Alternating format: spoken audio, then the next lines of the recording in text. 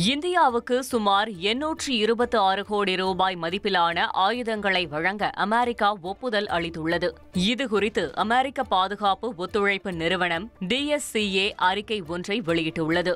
இதன்படி 100 FGM, 148 javelin ஏவுகணைகள், 216 Excalibur பீரங்கி குண்டுகள், 25 இலகு ரக ஏவுகணை ஏவும் அமைப்புகள் உள்ளிட்டவற்றை இந்திய ராணுவம் பெற உள்ளதாக தெரிவிக்கப்பட்டுள்ளது.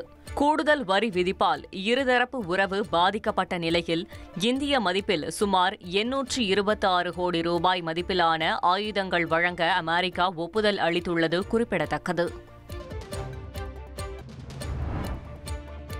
AI தொழில்நுட்பம் மற்றும் ரோபோக்களால் வரும் காலத்தில் பணம் தேவையற்றதாக மாறிவிடும் என்று உலக பணக்காரர்களில் முதன்மையானவரான எலான் மஸ்க் கூறியுள்ளார். அமெரிக்காவின் வாஷிங்டன் டிசியில் நடைபெற்ற அமெரிக்கா சவுதி முதலீட்டாளர்கள் மாநாட்டில் எலான் மஸ்க் கலந்து கொண்டு உரையாடினார்.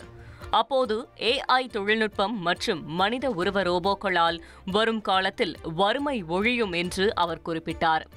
பணம் அர்த்தமற்றதாக மாறிவிடும், வேலை செய்வது என்பதே ஒரு பொழுதுபோக்கு அம்சமாகவும் விருப்ப தேர்வாகவே இருக்கும் என்றும் அவர் குறிப்பிட்டார்.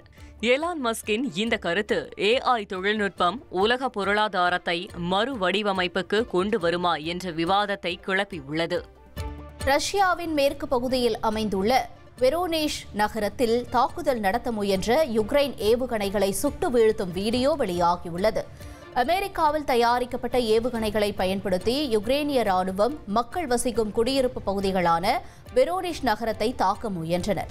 இதனை S-400 மற்றும் பன்சார் வான் பாதுகாப்பு அமைப்புகள் மூலம் ரஷ்ய ராணுவம் முறியடிக்கும் காட்சி வெளியாகியுள்ள நிலையில் யுக்ரேனிய ராணுவம் அதை மறுத்துள்ளது. இனி செல்லும் இடமெல்லாம் செய்தி. தந்தி டிவியின் வாட்ஸ்அப் சேனலை ஃபாலோ பண்ணினா செல்ல இருக்கும் இடமெல்லாம் செய்தி. இதோ QR கோட் இப்பவே ஸ்கேன் பண்ணுங்க, ஃபாலோ பண்ணுங்க.